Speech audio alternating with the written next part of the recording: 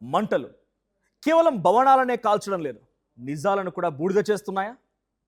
తెలంగాణలో వరుస అగ్ని ప్రమాదాలు, కానీ ఇవి నిజంగా యాక్సిడెంట్సా, లేక ఎవిడెన్స్ డిస్ట్రక్షన్ ఆపరేషన్సా, లేక ఎక్కడో మీకు అర్థమవుతోంది కదా, ఎక్కడో ఎవరో కోరుకున్నటువంటి కవరప్ మ్యాజిక్సా? ఒకసారి ఎఫ్ఎస్ఎల్, మళ్ళీ మేడిగడ్డ, రెండు జరిగింది ఒకే స్టేట్లో. అదే పానిక్ సిచ్యువేషన్, అవే అనుమానాలు. అయితే ఇక్కడ why always sensitive files, why always high stake locations, ఎందుకు కీలకమైనటువంటి పత్రాలే, ఎందుకు కీలకమైనటువంటి ప్రాంతాలే అనే క్వశ్చన్స్ కూడా రైజ్ అవుతున్నాయి. ఇది కోఇన్సిడెన్స్ అనాలా, లేక ప్యాటర్న్ పక్కా ప్లాన్ అనాలా? ఫైల్ ఉన్నటువంటి చోటే మంటలు, కేసులు ఉన్న చోటే అక్కడ అగ్ని కీలలు. తెలంగాణలో ఇప్పుడు బర్నింగ్ ఇష్యూ ఒకటి కాదు, బర్నింగ్ క్వశ్చన్స్ కూడా చాలా ఉన్నాయి. మంటలు ఆగొచ్చు, కానీ అనుమానాలు ఆగుతాయా? సాక్ష్యాలను మాయం చేస్తున్నటువంటి మంటలు, ఆ మంటల వెనుకున్నటువంటి కుట్రలు, డీటెయిల్డ్ స్టోరీ ఈ వీడియోలో చూద్దాం. వెల్కమ్ టు ఆర్టీవీ, నేను మీ జర్నలిస్ట్ మనోజ్. అది 2026 ఫిబ్రవరి 7 ఉదయం తెల్లవారుజామున ఒక్కసారిగా హైదరాబాద్ నడిబొడ్డినటువంటి నాంపల్లి ఎఫ్ఎస్ఎల్ బిల్డింగ్, రాష్ట్ర పోలీస్ శాఖ విభాగమైనటువంటి ఫోరెన్సిక్ సైన్సెస్ ల్యాబొరేటరీ, అక్కడ చాలామంది నేర చరిత్రకు సంబంధించిన ఆనవాళ్ళు ఉన్నాయి. కానీ ఒక అగ్ని ప్రమాదంలో పూర్తిగానే క్షణాల్లో ఆ ఫైల్స్ అన్నీ కాలి బూడిదైపోయాయి. ఇది అగ్ని ప్రమాదమా, లేదా ఇంకేదైనా జరిగిందా? అయితే ఎవిడెన్స్ అన్నీ కూడా క్లోజ్ అయిపోయాయి అనేటువంటి చర్చ మొదలైంది. 2 నెలల తర్వాత అది మొత్తం కూడా మర్చిపోయారు. అందరూ దాని గురించి పట్టించుకోవడమే ఆపేశారు.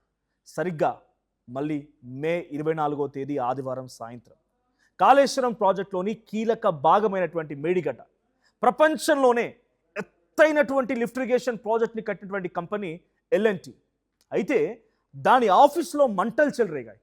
అక్కడ కూడా సేమ్ సీన్ రిపీట్ అయింది. ప్రాజెక్ట్ నిర్మాణంలో కీలకమైనటువంటి డాక్యుమెంట్లు, ఆధారాలు పూర్తిగా మంటల్లో కాలిపోయాయి, బూడిదైపోయాయి. రాష్ట్రంలో ఈ 2 అగ్ని ప్రమాదాలు చాలా పెద్దవి. అంటే వీటి ఆస్తి నష్టం, ప్రాణ నష్టం జరగకపోయినా కూడా కొన్ని వందల నిజాలు కాలగర్భంలో కలిసిపోయాయి. అందులో ఎంతమంది బండారాలు ఉన్నాయో, ఎంతమంది అవినీతికి సంబంధించినటువంటి చిట్టా దాంట్లో దాగి ఉందో ఆ అగ్నిదేవుడికే తెలియాలి. ఇది షార్ట్ సర్క్యూట్ కాదు, పక్కా షార్ట్ కట్ ప్లాన్ అనే అనుమానాలు కూడా ఉన్నాయి.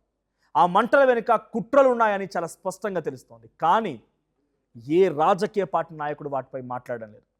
అధికార ప్రతిపక్ష నాయకులు పట్టినట్టుగా ఏదో చాలా చిన్నపాటి అగ్ని ప్రమాదంగా దాన్ని కొట్టిపారేస్తున్నారు.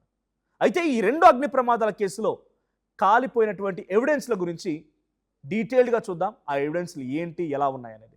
ఇక క్రైమ్ మిస్టరీని ఛేదించడంలో ఫోరెన్సిక్ సైన్స్ ల్యాబ్స్ ఎఫ్ఎస్ఎల్ ఒక గుండెకాయ లాంటిది.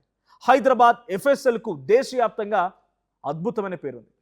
టెర్రరిస్ట్ కార్యకలాపాల నుంచి రాష్ట్రంలోని అత్యంత కీలకమైనటువంటి క్రిమినల్ కేసుల వరకు ఇక్కడ ఆధారాలను ఎప్పటికప్పుడు భద్రపరుస్తూ ఉంటారు. అలాంటి చోట మంటలు అంటుకోవడం సాధారణ విషయమేం కాదు. ఈ ప్రమాదంలో మొత్తం 1100 ఫైల్స్ కంప్లీట్గా బూడిదైపోయాయి. నాగపూర్ స్పెషల్ టీం దర్యాప్తు ఈ విషయాన్ని నిర్ధారించింది. ఈ ఫైల్స్లోని డేటాను రికవరీ చేయడం ఎప్పటికీ సాధ్యం కాదు అని కూడా అధికారులు స్పష్టం చేశారు. ఈ ఘటనలో సుమారుగా 40 నుండి 50 కంప్యూటర్లు, ప్రింటర్లు, స్కానర్లు మరియు పలు హార్డ్ డిస్క్లు కూడా పూర్తిగా బూడిదైపోయాయి. ఈ ప్రమాదం జరిగినప్పుడు ఓటుకు note case, phone tapping case వంటి సంచలనాత్మక కేసుల ఆధారాలు కూడా కాలిపోయాయని పెద్ద ఎత్తున ప్రచారం జరిగింది. అయితే దీనిపై అప్పట్లో అధికారులు చాలామంది స్పందిస్తూ ఆయా కేసులకు సంబంధించినటువంటి కీలక మెటీరియల్స్ లేదా రిపోర్ట్లను ఇప్పటికే కోర్టుకు సమర్పించామని, లేదా సంబంధిత అధికారులకు కూడా ఇచ్చామని వాళ్ళు చెప్పుకొచ్చారు. కాబట్టి వాటికి ఎటువంటి నష్టం జరగలేదనేది స్పష్టం చేశారు అధికారులు. ప్రస్తుతం దర్యాప్తు ప్రక్రియలో కాలిపోయినటువంటి ఫైల్సే కేసులకు సంబంధించినవని, వాటి దర్యాప్తుపై పడేటువంటి ప్రభావం ఎంత అనేది అధికారుల ఇన్వెస్టిగేషన్లో ఉంది. ఇక్కడ కట్టుదిట్టమైనటువంటి భద్రత ఉండే చోట మంటలు ఎలా అంటుకున్నాయనేది ఫస్ట్ పాయింట్, మనకు రావాల్సిన అనుమానం. ఇక పాయింట్ 2 ఏంటంటే, డిజిటల్ ఆధారాలతో సహా ముఖ్యమైనటువంటి ఫైళ్లు కాలి బూడిదయ్యాయన్నటువంటి ఆరోపణలు ఎందుకు వస్తూ ఉన్నాయి? ఇది సెకండ్ అనుమానంగా చూడాలి. ఇక ఎఫ్ఎస్ఎల్లో జరిగినటువంటి ఘటన పైన అధికారిక వర్షన్ షార్ట్ సర్క్యూట్ అని చెప్తున్నా, నెటిజన్లు, నిపుణులు దీన్ని అంత తేలిగా తీసుకోవడం లేదు. ఇది షార్ట్ సర్క్యూట్ కాదనే చాలా తీవ్రంగా నెటిజన్లు కానీ ఎక్స్పర్ట్స్ కానీ ఖండిస్తున్నారు. ఒకవేళ ఇది నిజమే అయితే వాళ్ళు చెప్పినటువంటి విధంగా షార్ట్ సర్క్యూట్ అయితే రాష్ట్ర భద్రతకు సంబంధించిన ఇదో పెద్ద ల్యాబ్స్గా కూడా చూడాల్సి ఉంటుంది. ఇక ఎఫ్ఎస్ఎల్ సెగ ఆరక ముందే మేడిగడ్డ బరాజ్, అయితే ఆ బరాజ్ నిర్మాణం చేపట్టిన ఎల్ఎన్టీ ఆఫీసులో కూడా అగ్ని ప్రమాదం జరగడం ఇప్పుడు హాట్ టాపిక్గా మారింది. టెక్నికల్ పాయింట్ ఏంటంటే కాళేశ్వరం ప్రాజెక్టు ముఖ్యంగా మేడిగడ్డ పిల్లర్ల కుంగుబాటుపై రాష్ట్ర ప్రభుత్వం సిబిఐ ఎంక్వైరీ కోరింది. విచారణ సంస్థలు తలుపు తట్టే సమయానికి సరిగ్గా ఆ ఫైల్ అన్నీ కూడా ఒక్కసారిగా కాలిపోయాయి. అది కూడా ఆ ఫైల్ ఉన్నటువంటి చోటే మంటలు అంటుకోవడంతో ఈ ఫైల్స్ అన్నీ కాలిపోయాయి.